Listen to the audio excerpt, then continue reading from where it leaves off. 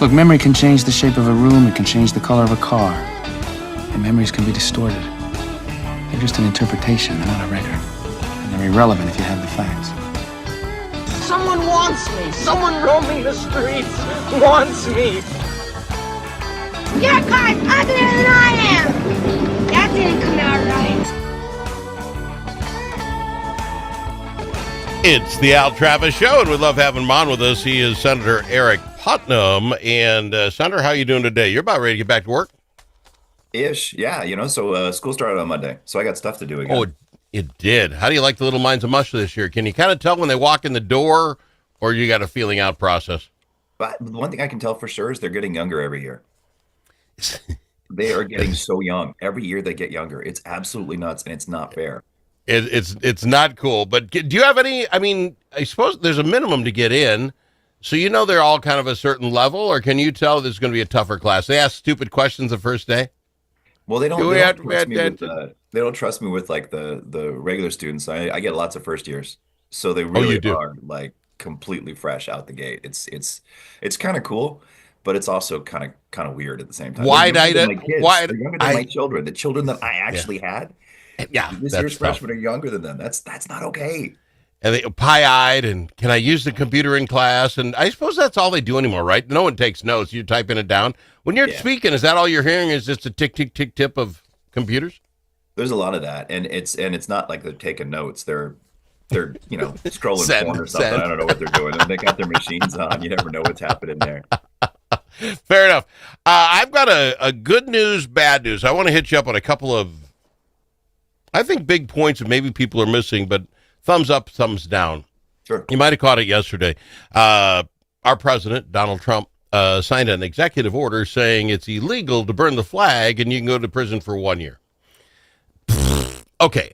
He's my president. I get it. He's a Republican. I get that. I was in the service. We fought for the right for dumb schmoes to burn the American flag. This is just me. I'm leading the witness here. He could not be more wrong. And then I heard a bunch of pundits talk about how it's just a trap to set you Democrats up. I don't know what it's for. Stop it. Stop doing stuff we don't like. Your thoughts on burning the American flag? Now, are you for it? See, that's a framed question. Do you remember when Republicans used to care about the Constitution? See, and some of us do.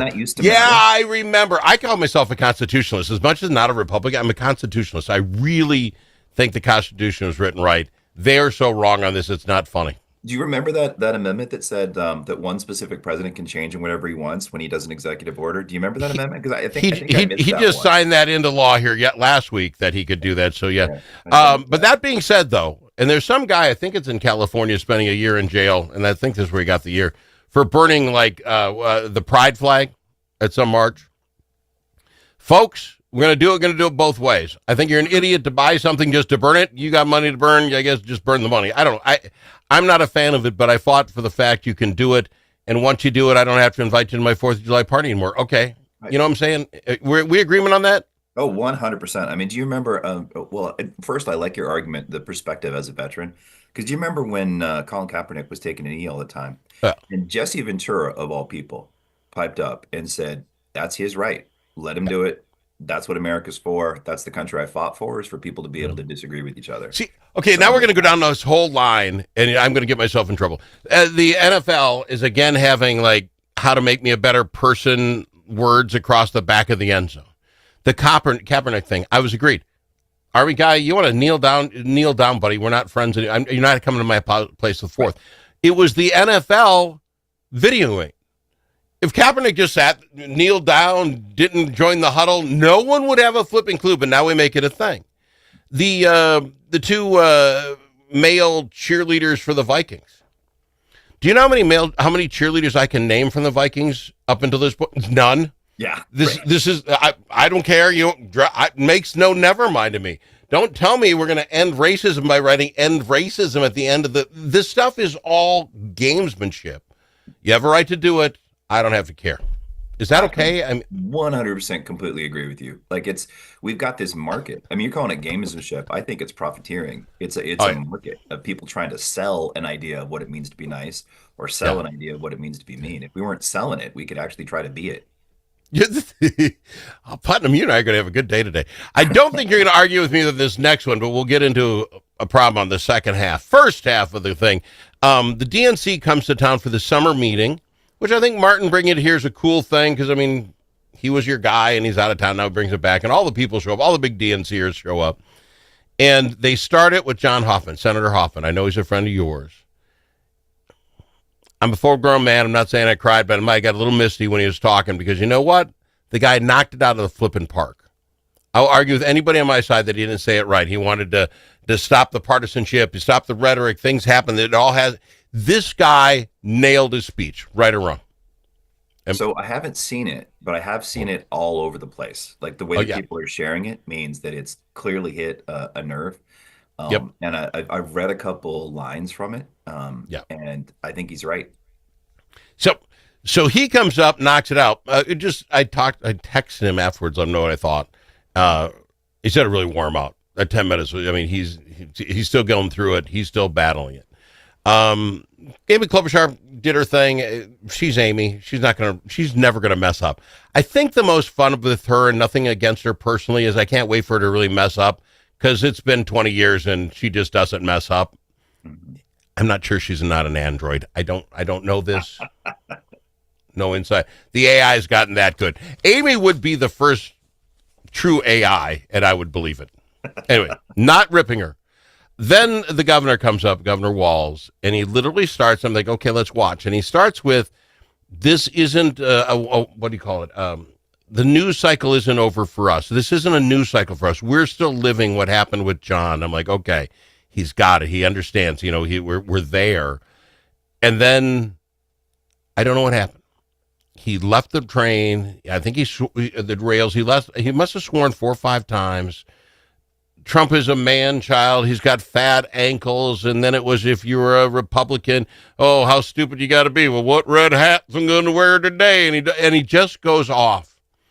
And I thought to myself, 10 minutes ago, the guy, he had the room. You had it figured.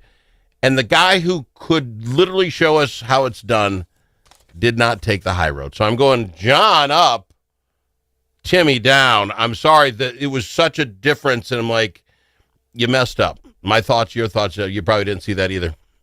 I didn't, but this isn't a controversial statement at all, I don't think. But the governor is sometimes not the most disciplined speaker. He's no Amy Klobuchar. I think that's a subtle way of putting it.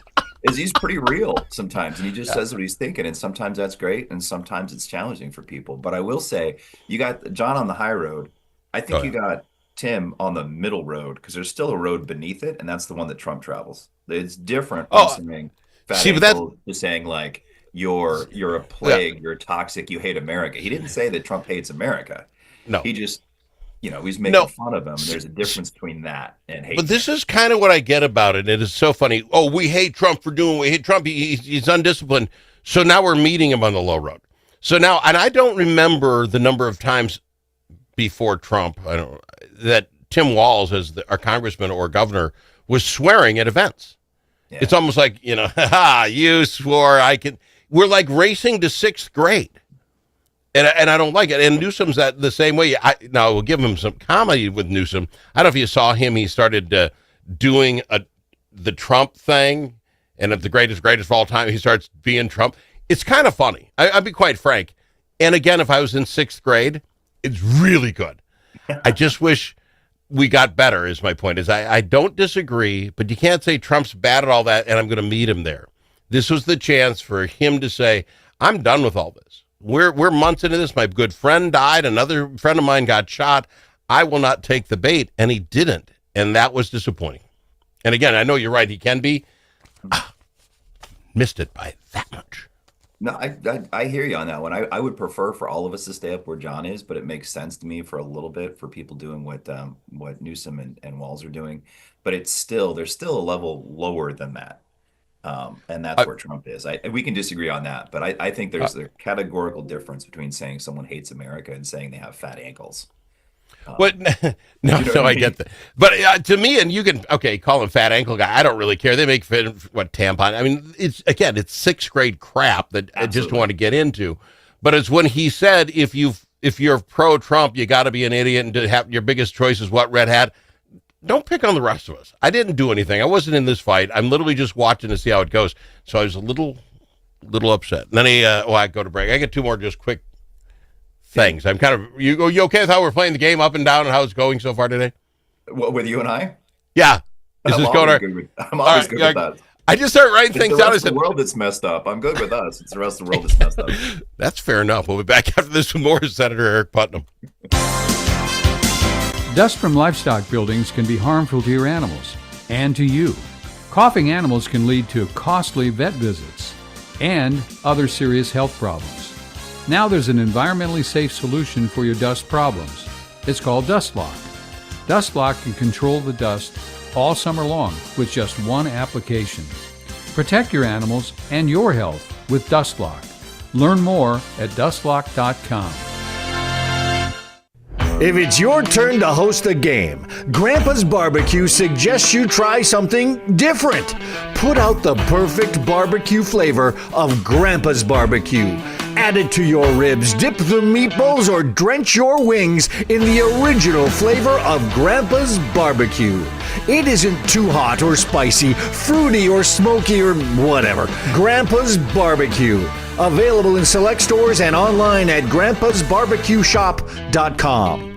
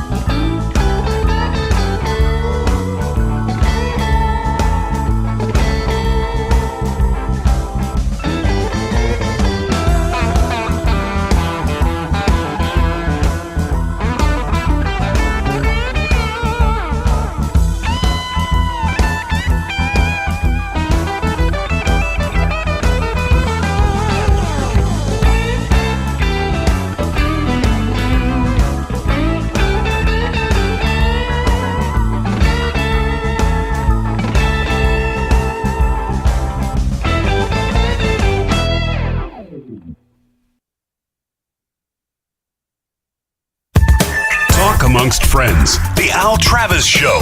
Nothing but talk. All right, I've got him. Senator Aric Putnam. We're playing a little game where I point out, I think, some hypocrisies.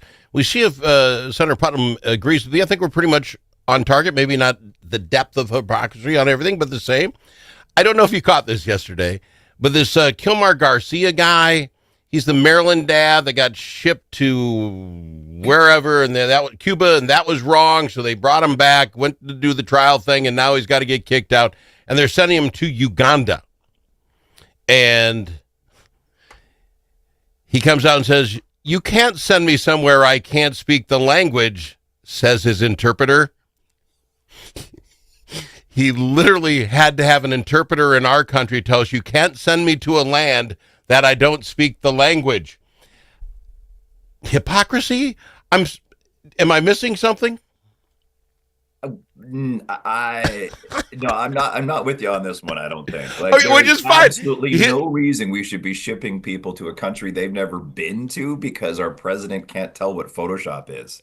Okay. Like, that is not a reason to put someone in a box and mail them to a How country they've how never been bad to. a lawyer do you have when your last defense is I don't speak that language when you don't speak the language in the country you're in? It's like I got no more cards here, buddy. I'll give you Except that. there's That's a free bad space. argument. Yeah, I'll give you that. That's a bad argument. that's But what I'm saying. he Whether you should go or not. right. Yeah. Don't ship me somewhere I've never been that I got nothing to do with and put me in Yeah. jail just because your president can't tell what Photoshop is. Like, that's Much that's a better better than argument. skip 4 or whatever you do in an Uno card, which is all that guy had left. And then this one you will not agree with me on, but I had to do it anyway.